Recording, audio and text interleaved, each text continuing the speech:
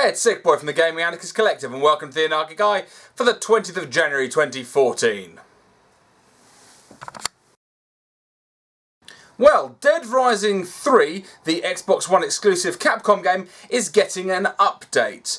This is to coincide with tomorrow being the launch of the first DLC, and they're going to do a load of bug fixes and tweaks because clearly the game was must have been rushed to really hit day one because this is a 13 gig update. Yeah, 13 gig update. What the fuck, Capcom? This again is just another example of why this next generation has been too rushed. You hadn't finished the game, clearly, if it required 13 gig of update. Now, people were already complaining when they got the Xbox One that there was a mandatory patch install, as there was with the PlayStation 4, as there was with the Wii U. The installation times on the Xbox One have been pretty much intolerable to their users, which is bullshit. On top of that, the next time you want to play Dead Rising, you have to download 13 gig of data to make the game updated. What the fuck are you doing? Seriously. You clearly shipped this product unfinished. I know they're laying seeds for the DLC and everything, but easily could have done that before. Now, they've not just done bug fixes, but they've also upgraded the game in order so it somewhat more reflects the game it should have been in the first place. So if you are a Dead Rising 3 player, good news for you on the grounds that the game is going to be better. It's going to have some stability fixes. It's not going to have any save corruption. It's going to remove save corruption issues. Some of the animations can be fixed. Smart glass integration, which is what they advertise the title as one of their main selling features. Fuck knows why when you've got a controller in two hands. But there we go. That's going to be hopefully fixed. There's a whole list. It'll all be in the description field. But yeah, be prepared for 13 fucking gig of downloads. Deep joy. As a bit of a follow-up to when I was discussing Hitman previously, and say the game is being in development, it is being developed by IO Interactive. Now, good on IO Interactive for paying attention to the mood of the internet, because they've released this open letter that I'd just like to read to you guys. Okay. Dear Hitman fans, we wanted to share this open letter with you out there eagerly awaiting more news about what's happening next in the franchise. At IO Interactive right now, we are building the next AAA Hitman game for PC and next-gen consoles. It has our total focus and we wanted to take a moment to tell you a few things about it. In the next game, you will experience a globe-trotting Agent 47 at the prime of his career, the apex predator stalking his prey across the world, with the support of his long-term handler Dinah Burnwood and the whole ICA. The game concentrates on the core Hitman fantasy, using a wide range of tools to take out a diverse group of targets across expansive, exotic locations around the world. This does sound good, doesn't it? We are building a game on the backbone of the Glacier 2 engine, using the best parts that we have learnt through Hitman Absolution, and drawing inspiration from past titles like Contracts and Blood Money to fulfill the core Hitman fantasy.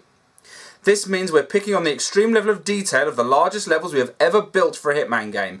We've opted an open, non-linear level design approach to the game, ensuring the game will play out across huge, checkpoint-free sandbox levels. Our aim is to create living, breathing and believable levels in which our gamers to allow our gamers to play around with the AI to create those unique moments every fan of the Hitman franchise loves. Contracts mode is back. You'll be able to create and build challenges by experimenting with the large levels and possibilities within them. And of course you can share them with the world and challenge your friends or foes and complete your hits, your rules, your contracts. You'll also be glad to hear that we've removed 47's magic pockets. We believe that's all we need to say about the subject. As we get further into 2014, we'll reveal more and get much closer contact with all of you. There is so much we have planned and we're extremely excited for the future of Hitman. Thank you all for your dedication. We will share much more in the coming months at the IO Interactive team. Well, that, frankly, is some damn good news for me. As a long-term fan of the Hitman franchise, I am glad that they have accepted that there were some limitations within Absolution. Although, of course, control-wise, it was controlling much smoother than the previous games, being as it was a more modern title. But some of the functionality was gone, and the storyline lacked what you want out of a Hitman game. And they've clearly, looks like they've taken that on board. Whether they address that or not is another matter. But I'm excited to actually see they have been listening, and they're going to implement something exactly what I just said a few days ago. I want to see the Absolution gameplay in the Glacier 2 engine, and I want to see that with Blood Money. And that's what they're doing. They are merging those two titles together. So I genuinely hope this will prove to be a definitively enjoyable Hitman experience. And sticking with Squeenix's titles from the old Eidos catalogue, Tomb Raider. It now appears that by the end of the calendar year of 2013, Tomb Raider Reboot has been profitable. As I said before when you released your end of year results, Squeenix, you screwed the pooch by expecting to recoup your $1 million investment within a month. You did damn well in that month, and the game has now sold steadily throughout the year, and you have now made profit on your $100 million investment. With the Definitive Edition coming out, which I have to say I'm going to call a bit of bullshit on, because charging it as a full release for what is essentially, I haven't seen the final version, but it looks to me very similar to the PC port. Now, being the next-gen consoles are much more akin to PC architecture, I can't see it was entirely difficult to essentially backport the PC version into the next-gen consoles. So charging full price for this title? Bit of bullshit there. However, I am glad to see that the franchise will survive. They've confirmed they are working on a sequel, and I think that's good news all round, because it's nice to see that Squeenix are seeing some positive results with westernised games with their catalogue, because they have been having some significant issues. And this time, at the end of last financial year, at March last year, it was absolute disaster for them. They were calling it as an absolute abject failure, and now they seem to be seeing that it is proving profitable. So that's good news for everybody. Whether you like the Tomb Raider game or not, whether you think the tactile multiplayer was shit or not, I happen to think it was shit. However, I enjoyed the title, and I'm glad to see the opportunity for people to play another version of it is coming soon. That's good. That's whether you like the game or not, that's good news. And hopefully it has enough of an audience that they don't overinvest in the title, and it will prove to actually be profitable within a reasonable time frame, rather than them putting all their eggs in one basket and freaking their leak when it doesn't come about. Well, for those of you PC gamers who have been blighted by the Games for Windows Live curse, as I know I have, you'll be pleased to know that there is somebody going out discussing with publishers and developers to discover how and if they are removing the DRM from the Games for Windows Live titles. Now, there are a number of titles here that have already been addressed. There are a few that are completely up in the air. For example, from my perspective, I really like Dawn of War. Dawn of War 2 is a Windows for Live game. Sega own the license now since they bought it from THQ. They haven't replied as to whether they're going to patch the title, so I would hate to see that game die on me. There's a lot of other games, for example, the original Kane and Lynch. I believe titles like Arkham City have already had the DRM removed. So go see the list, check it out if you have those titles, so you can be aware as to whether or not your titles are going to go dead when Windows Live does. The Janus that is Microsoft is at their little tactics again. It has come to light that Microsoft PR has been approaching networks on YouTube. And the example we've got here is a definitive example that they have approached Machinima, and they've asked their partners to apply to advertise in a stealthy way the Xbox One. Basically to play, show the game, say you're really enjoying it, and that's it. It is a paid for promotion. They will add $3 for every 1,000 monetized click adverts. So if you're a big YouTuber and you get millions of hits, you are looking to make a fairly substantial amount of money from this. This is going to be running through January and early February. And this is fucking bullshit, I have to say. And it's not bullshit because these people aren't allowed to advertise, because they are. They are free agents, they can advertise whatever they want. If I wanted to sit here and advertise a product, I could, that's my prerogative, if they were paying me. However, I am morally obligated to announce that this is a paid for advertisement. Now, the criteria for this is not that it's not anything about saying it's a paid for advertisement. It's just that you play an Xbox One game and you say you're enjoying it. And then you submit it with a certain tag, and then this tag will be viewed, and then they will pay out the money. So this is done through a promotional company on behalf of Microsoft. It's fucking bullshit is what it is. It is shady fucking marketing, and it should not be allowed. There has been a big issue with big YouTubers doing paid advertisements, and they are honor bound to let their audience know that this is a paid for advertisement. When, say, Polaris, and I believe it was actually the Polaris guys, when they did the Skies of Arcadia stuff, they had to. They should have announced, and some did and some didn't, that it was a paid-for advertisement. The same thing should happen when they worked with Titanfall. That again, some mentioned it was a paid advertisement. It did kick up a bit of a stink. The same thing happened with Kick-Ass 2. There were adverts all over the place. People are very keen to sell out, but it's very different if, say, the Amazing Atheist, who is a well-known e-beggar, comes up and says, "Hi, buy this thing, buy." Like, he does it as a cheesy, he does it as a cheesy fucking advert now. I haven't seen anything recently where he's come out and gone, "I need a laptop." So at least he's being a money grabber, but he's making hay while the sun's shining. He's trying to make his videos profitable. I can't begrudge him that, because at least he's being honest about it. However, this bullshit, this isn't on. You may well be an Xbox One player. You may well enjoy your Xbox One, and if you do, that is great. If Microsoft wanted to sponsor your content, that's by all means. But however, bribing people to go out of their way to promote their items is abject shit. This is very different where you get it celebrity endorsements, but you're doing the advert. It's not like Microsoft have an advert. It's not like they've hired a large-scale YouTuber and done an advert with Larry Herb going, "Do you like the Xbox?" And then they go, "Yes, Larry, I love the Xbox One, and I particularly love playing Dead Rising 3 and Forza." If they did that, it would clearly be an advert. This is fucking shady. Sticking with Microsoft, Larry Herb, who is just the smiling face that you want to punch. He is being such a knob. Now again, this isn't about the console wars and which console you like. This is about pointing out somebody being bullshit. And Larry Herb is being bullshit. He came out a couple of weeks ago and broke the news that the Xbox One outsold the PlayStation 4 in December in the US. Neglecting the fact that it was lagging globally in sales over the whole launch period by a significant amount. Now that, I would argue, is false advertising. What you are doing is saying, that's like saying you're the fastest in qualifying. You didn't win the race. You haven't got the gold. Sorry, you came fourth in the Olympics, but you were first in qualification?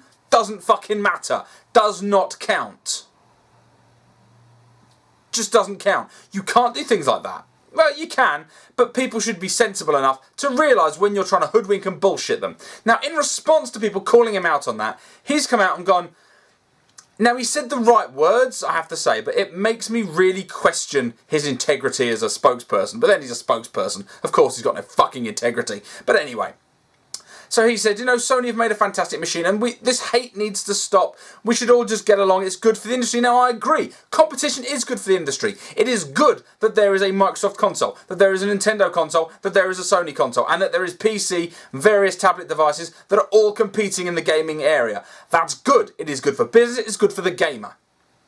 However, my frustration, and I brought this up in the podcast we did yesterday, is that the way Microsoft have gone around their PR, they've been so fucking aggressive and rude, and that's why people like me, who don't have any hatred towards gamers who want to buy an Xbox, but I do strongly dislike the way they do their PR. It pisses me the fuck off. I don't like the fact that, one, they try and bully you with you, cool enough to hang with us, and then afterwards they go, no, fine, have the shit software. We'll take away all the good things because you don't understand the future.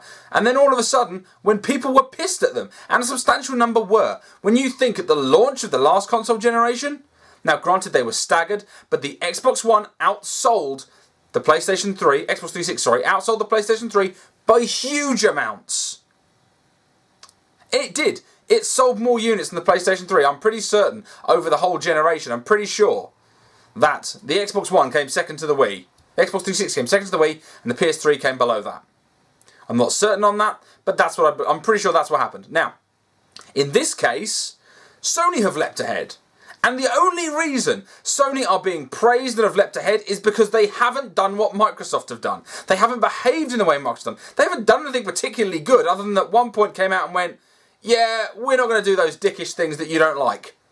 And that's basically it. I mean, they've gone from having a free online service, the charging PlayStation Plus, including that with the PlayStation Plus for online play subscription. That's bullshit. Now, it's not as bullshit as Xbox Live Gold. It's not, in my opinion. Now, granted, a lot of people argue about the stability of the servers, and right now, really only time can tell, because they both couldn't work at launch. They were both struggling to even sign up accounts at launch. So I don't really know how robust these servers are, and also I have no way of saying how secure one or other is towards hacking. Because although the PSN went down, it was certainly widely rumoured that the Xbox Live servers were also hacked and they didn't go down. But that's as maybe. It's not about what is the better console. This article is not about this. This segment has nothing to do with that at all. I have my preference. My preference is known. I've chosen PC and PS4 as my first ports of call for gaming so far this generation. And the 3DS. But the way this is behaving, now this is how you know you're being manipulated as gamers, as the market is, when they're like, but can't we all just get along? Ah, fuck you, like 6 months ago. 6 months ago you were full of brash, brazen bollocks and you didn't once go back and go, do you know what? Rewind. We came at this in an overly aggressive manner. We apologise for rubbing any of you the wrong way. We just want to make the best gaming experience possible. Can we please just start from scratch and good luck to Sony and Nintendo in their console launches. That would have been okay, but you didn't do that. You sent one tweet going congratulations Sony? And that was in the news as some kind of benevolent gesture, which is fucking stupid. Because your colleagues, the marketeers and the promoters at Sony and Microsoft are peers. Yes, they're competing for who's the top dog, but they've got far more in common with each other than they give a shit about the gamer. Don't be fucking fooled. The fact of the matter is, their public image is poor, and coming at it with this passive-aggressive bullshit will just piss people like me the fuck off. This one's a little bit worrying for me, and is something that PC gamers should be deeply aware of. Now, Rust, the early access title that does look interesting and could well be a promising title, has to date sold, it's made for the same people who made Gary's Mod, it sold 55% of what Gary's Mod has made over 9 years. Now, this game hasn't been made yet. It's an alpha. It is the top-selling game on Steam. That fucking worries me. And this is why companies like Ubisoft are talking about getting into the early access Steam game. This is little more than Kickstarter, really. Yes, you are getting access to an early alpha, as you do with Kickstarter. You are paying full price in a lot of cases, and in Rust's case, it is not a cheap title. You are buying this title so that you can test it for them and make the game good. And then they're going to put the title on sale. But you've invested in the title now if you bought it. Do you know if it's going to be any good? Do you fuck? Do you fuck? You're an alpha tester. You're going to be bug testing, and it's good for them, for the developers, that they're getting it so heavily community tested. But bear in mind, you are funding this development. Now, I know that independent developers don't rely on publishers. That is, of course, the main reason they're indies. Now, there is some problems here. Now, I am the first person to say I think the publishing model is fucked. However, when it comes to funding and curation, that's what publishers are there for. Turning the publisher into the public is not the best way forward. It's really not.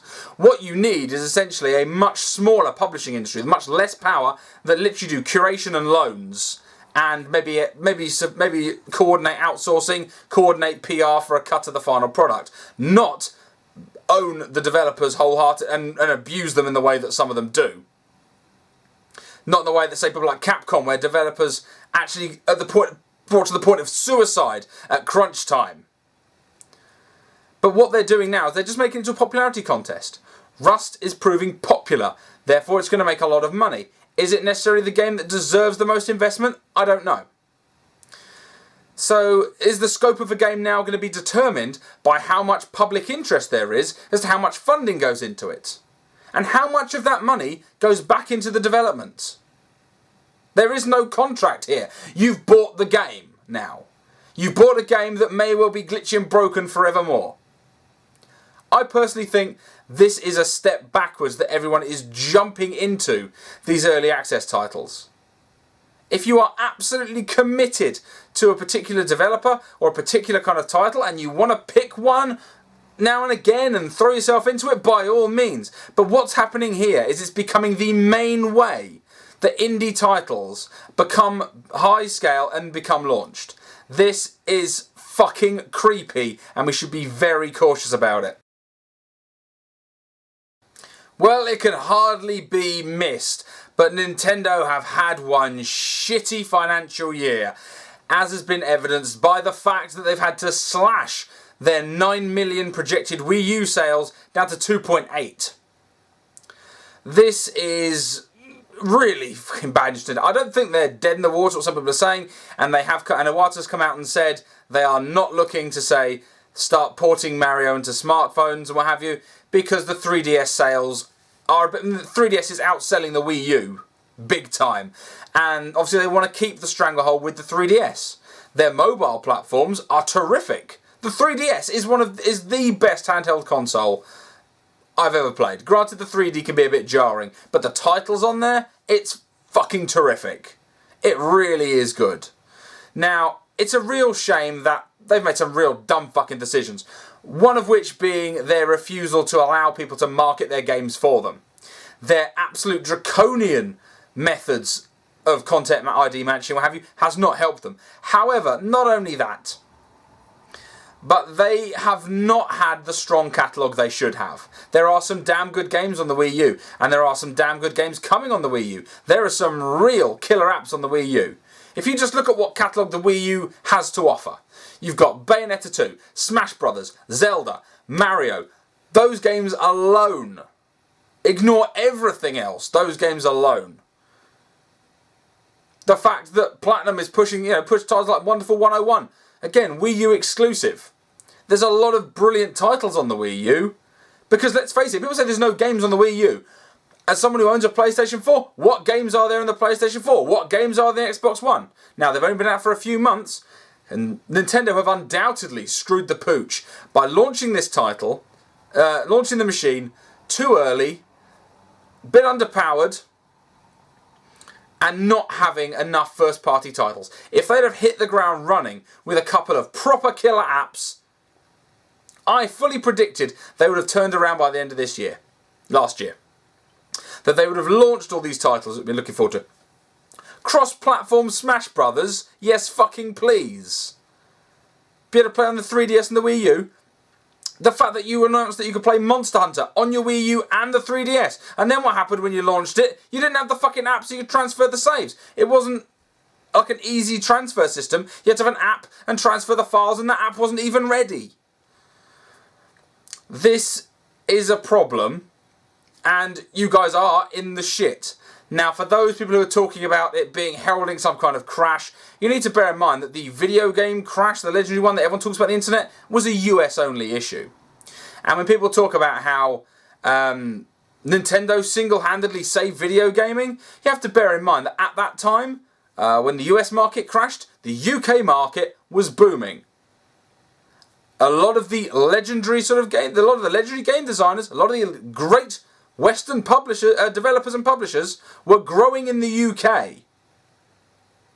That's the point. A lot of these development houses came out of the UK, so to say it was purely down to Nintendo selling to people, that's bollocks. That is just bullshit that people come on the internet. Now, Nintendo were a survivor of that crash.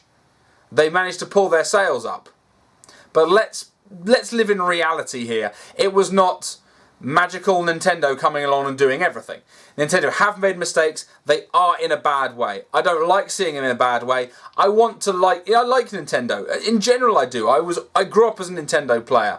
It was my console of choice. Between Sega and Nintendo, I picked Nintendo. I have had every Nintendo console. They are fucking up. I haven't got a Wii U yet. And they are fucking up. Their PR is bad. Their first party their titles aren't as bad as people think they are. But the problem is perception is reality. The market believes there's no games on the Wii U. Well, what games are there on the next gen Sony and Microsoft systems that you can't get on the current gen systems? Really? There's hardly any. Exclusives to next gen consoles? Resogun on the PS4? Dead Rising 3?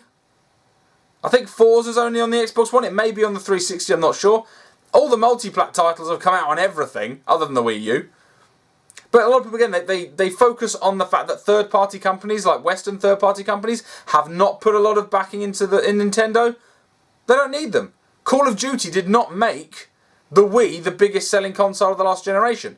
First-party Wii Fit did. That's how they did it. They marketed it as a family device. They kept it as family togetherness and fun and blah, blah, blah. Not what the Xbox and the PlayStation focus on, a different market. They focus on the isolationist with the headphones playing and swearing at people over the internet. That's what they, particularly the Xbox does. That's their market. Teenagers locked in their rooms, calling people fags and saying they fucked their mum online. That's what the Xbox focuses on. Slightly less so with Sony. They very much more towards people who prefer Japanese games. Not entirely, but it is somewhat. It's generally more the people who like the JRPGs and what have you tend to more focus on the PlayStation. And Nintendo are sticking with the family demographic. But at the same time are desperate to retain the core gamers that have moved on to more competitive gaming, the adult gamers. And they did so with the GameCube. They really did. They had some terrific adult titles on there. The Wii has some terrific titles on there. The Wii U does have strong titles. But like I said, perception is everything. Anyway, guys, you're looking through the 2020 vision of the Anarchic Eye. Thanks a lot for watching. I'll catch you guys later.